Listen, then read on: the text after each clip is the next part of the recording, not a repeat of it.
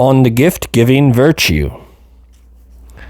When Zarathustra had said farewell to the town to which his heart was attached, and which was named the Motley Cow, many who called themselves his disciples followed him and escorted him.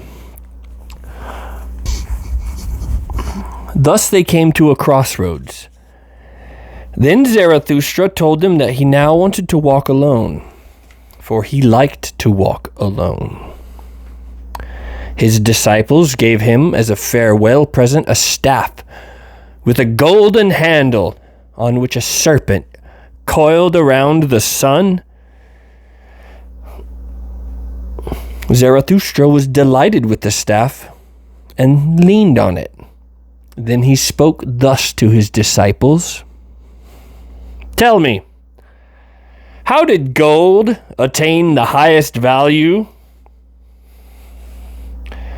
Because it is uncommon and useless and gleaming and gentle in its splendor, it always gives itself.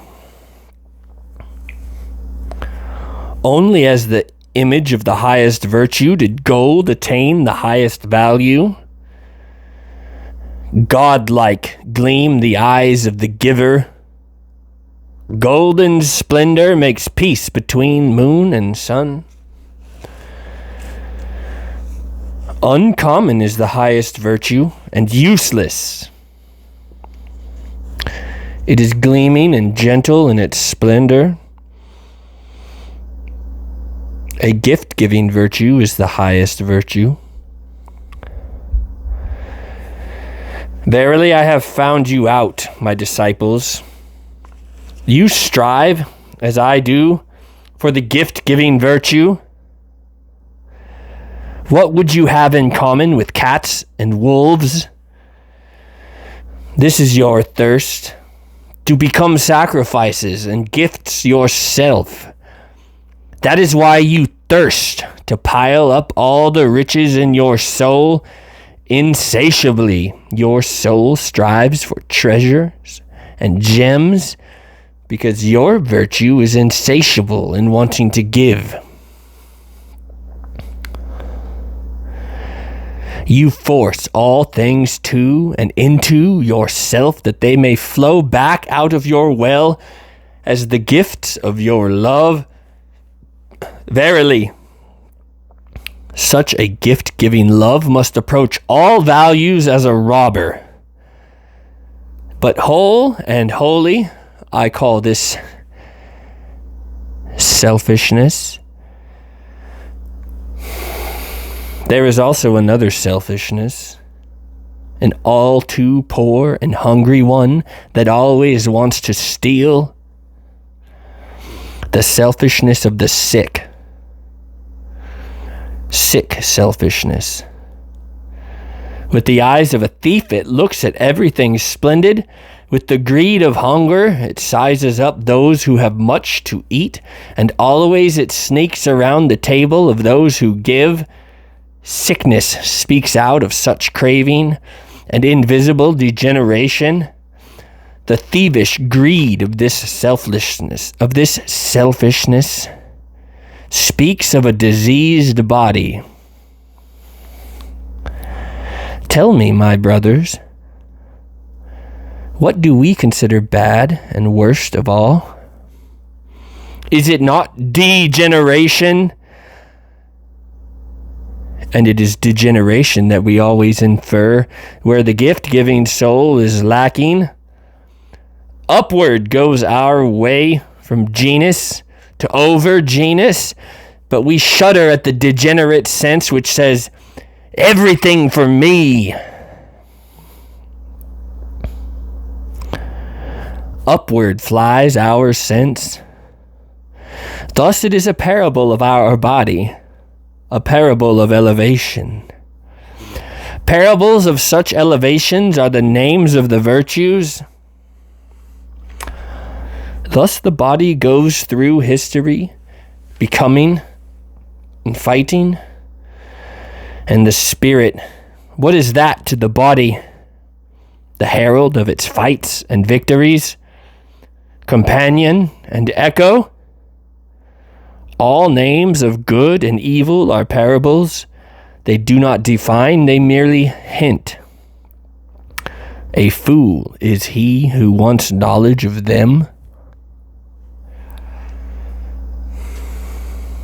Watch for every hour, my brothers, in which your spirit wants to speak in parables.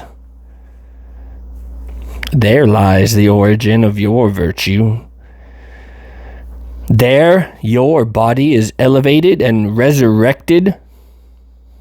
With its rapture, it delights the spirit, so that it turns creator and esteemer and lover and benefactor of all things.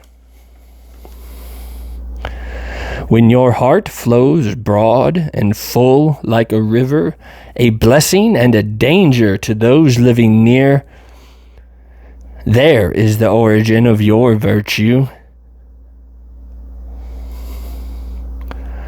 When you are above praise and blame, and your will wants to command all things like a lover's will, there is the origin of your virtue. When you despise the agreeable and the soft bed, and cannot bed yourself far enough from the soft, there is the origin of your virtue.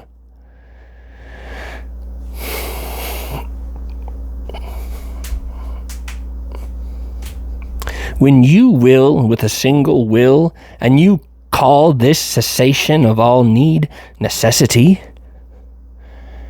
there is the origin of your virtue.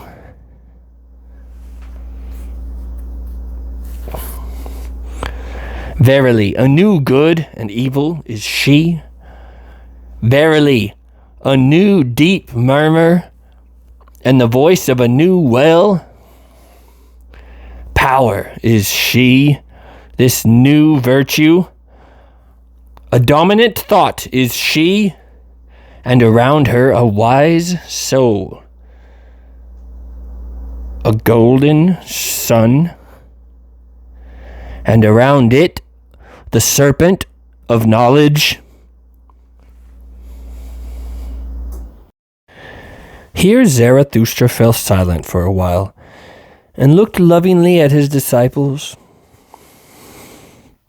Then he continued to speak, thus, and the tone of his voice had changed. Remain faithful to the earth, my brothers, with the power of your virtue. Let your gift-giving love and your knowledge serve the meaning of the earth. Thus I beg and beseech you, do not let them fly away from earthly things and beat with their wings against eternal walls. Alas, there has always been so much virtue that has flown away. Lead back to the earth the virtue that flew away, as I do. Back to the body, back to life, that it may give the earth a meaning, a human meaning. In 100 ways thus far have the spirit as well as virtue flown away and made mistakes. In 100 ways.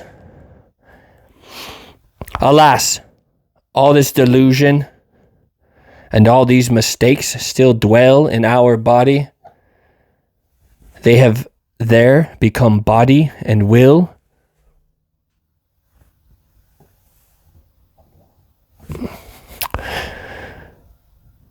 In 100 ways thus far, spirit as well as virtue has tried and erred. Indeed, an experiment was man. Alas, much ignorance and error have become body within us. Not only the reason of millennia, but their madness too. breaks out in us. It is dangerous to be in air. Still we fight step by step with the giant accident. And over the whole of humanity there has ruled so far only nonsense. No sense. Let your spirit and your virtue serve the sense of the earth, my brothers, and let the value of all things be posited newly by you, for that shall you be the fighters, for that shall you be the creators. With knowledge, the body purifies itself. Making experiments with knowledge, it elevates itself. In the lover of knowledge, all instincts become holy. In the elevated, the soul becomes gay. Physician, help yourself. Thus you help your patient too. Let this be his best help, that he may behold with his eyes the man who heals himself.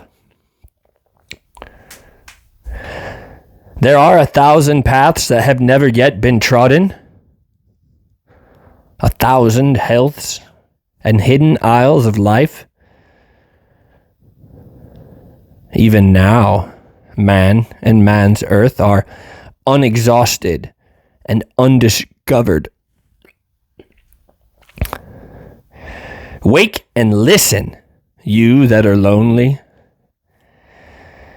From the future comes winds with secret wing beats, and good tidings are proclaimed to delicate ears. You that are lonely today, you that are withdrawing, you shall one day be the people. Out of you who have chosen yourselves, there shall grow a chosen people, and out of them, the overman. Verily, the earth shall yet become a site of recovery, and even now a new fragrance surrounds it, bringing salvation and a new hope.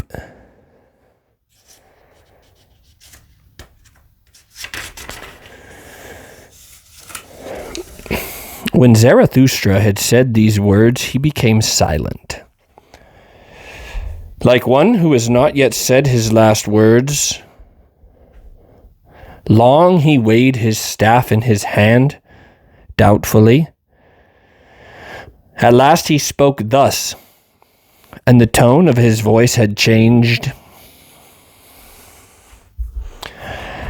Now I go alone, my disciples. You too go now, alone. Thus I want it.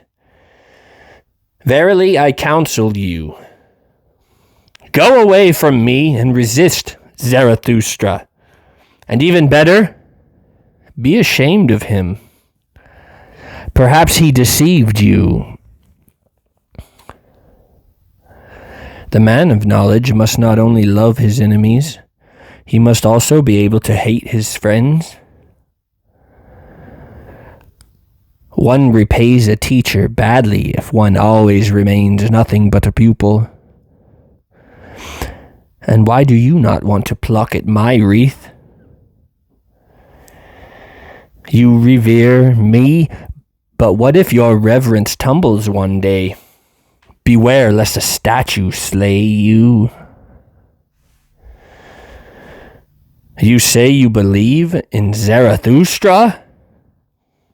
But what matters, Zarathustra? You are my believers, but what matter all believers? You had not yet sought yourselves, and you found me? Thus do all believers. Therefore all faith amounts to so little. Now I bid you lose me and find yourselves, and only when you have all denied me will I return to you.